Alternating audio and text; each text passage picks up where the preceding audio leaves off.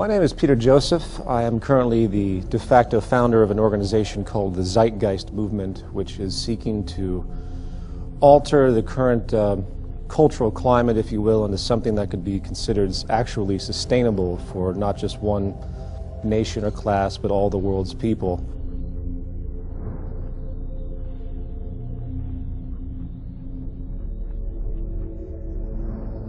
We live in a paradigm now where we have society operating on the idea that we can grow infinitely. Therefore, we keep buying and consuming regardless of how many resources we have. This creates a collision course with nature, which the world is figuring out right about now on many levels, that the Earth is essentially a closed system. It took billions of years to create the minerals we have. It took many, many hundreds of millions of years to create the fossil fuels which govern everything we have. And amazingly enough, we've created this system where we're using all of our resources to create the economic growth required to sustain employment and everything else. And simultaneously, we're diminishing our resources at a near exponential rate, it seems, as population continues to grow. And no one seems to understand that it's an absolute clash, and that eventually we're going to run out of pivotal resources, and eventually you're going to see things, I don't know, like the human population start to dwindle down.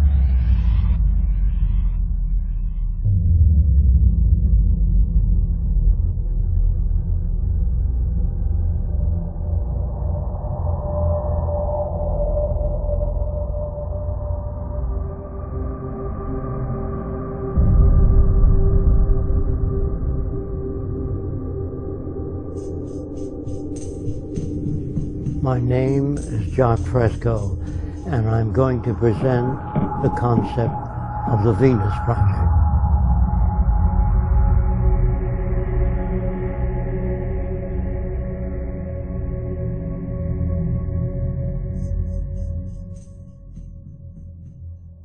If you don't want war, if you don't want poverty, hunger, unemployment, you have to declare all the Earth's resources as the common heritage of all the world's people.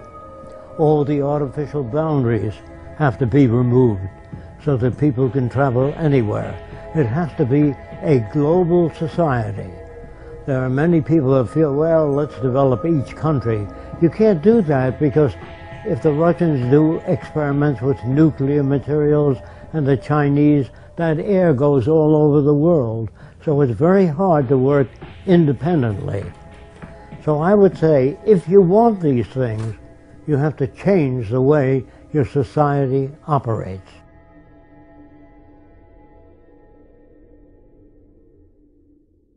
We believe here at the Venus Project, we are not civilized yet. As long as you have armies, navies, prisons, police, we are not civilized. No nation is civilized. Being civilized is an ongoing process. The more we learn, the more we know about the environment and human relations, the more we're able to deal with the problems. If we fail to do that, we won't be able to solve problems. If we go with traditional values, we won't be able to solve problems. All of these pump primers do not work. There's always been wars. The wars have continued to get worse, even though the universities today have the most sophisticated equipment in the science labs, the architectural labs, all the labs, and the wars are getting worse. The explosives are getting worse. Since the atom bomb, the explosive power is much worse. So there's something definitely wrong with all cultures. When I say wrong, I mean that the system doesn't work.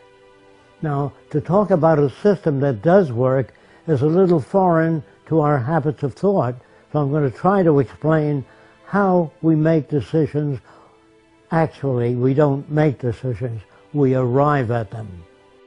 The only way a real society can operate, period, is in a steady state economy, meaning you don't have the mechanism of constantly needing to do anything other than being sustainable in your everyday living and having society recognize the attributes of sustainability which are required. That's the value system orientation needed to create a stable society.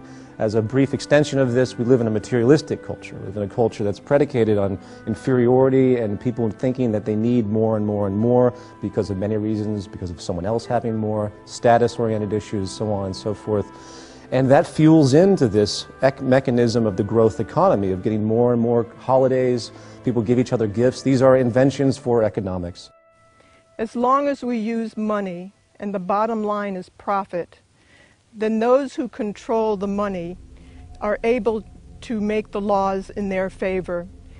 And that means that they really don't care about people.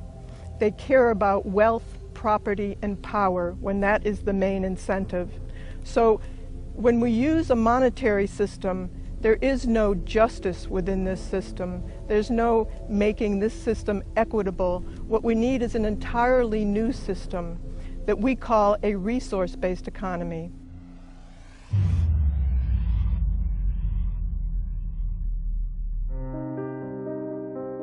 In regard to social operation and how to create a new society, or better yet, just to say to create any society that would be sustainable and efficient, there's really an empirical train of thought, if you will, of how to do that. First of all, you have to think about what the human being actually needs. We require resources at the bare minimum. We require food, water, etc., as we all know. Therefore, resources become the most paramount subject.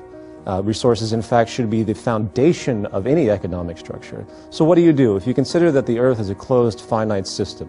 First thing you have to do is do a survey of the Earth's resources and the carrying capacity of the environment. If you produce a population far in excess of the carrying capacity of the environment, you're going to have trouble. You're going to have malnutrition and all the problems that go with it. So first we have to find out what can each successive environment carry and maintain a population in accordance with the carrying capacity of the Earth, not what I like or somebody else likes or some politician's notions. It has to be based upon the carrying capacity of the Earth. To organize a structure based on the intelligent management of the Earth's resources, you start from essentially the base level of where is everything. So you look at the planet and you say, okay, we have iron ore here, we have petroleum deposits here, if we were using petroleum at that point in time. In the future, hopefully will not be because it's damaging. We have places for great wind energy here. You get the point. We can assess the entire environment of what we currently use based on our technological facilities at that point, and we start to create a structure of analysis, maintenance, and management, and basically monitor and understand what we have. Then we can design the parameters for the new society. Without a survey, we couldn't do that. Survey means physical disabilities, all the known diseases. That tells us how many hospitals we have to build. Of course, the survey would include available materials.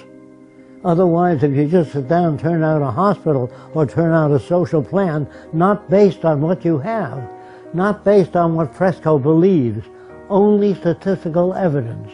The end of what's your opinion should have been gone in 1927. Then you move to the next level. How do we utilize resources in the most efficient way? Technology is the methodology to harness any type of resources we have. Technology is the growing intellectual field that allows us to know how to manipulate our environment for our betterment and to be more sustainable, hopefully. So what we do is we utilize our technical information, and then we analyze the planetary resources. Then we build from the ground up an entire infrastructure, not based on the whims of any type of ideology, capitalist, socialist, fascist, whatever, what have you, communist. You do it based explicitly on the most efficient means to do it with the most peak efficiency possible based on the technology available at the time, the intellectual resource of the time. You have peak efficiency and sustainability as your goal. You just simply weigh all parameters when you analyze anything, and then you're going to build a society that is essentially, for lack of a better expression, perfect. It's not perfect at all because things are going to constantly change, but it's the best you can do at that point in time, which I think would be a variance of perfection.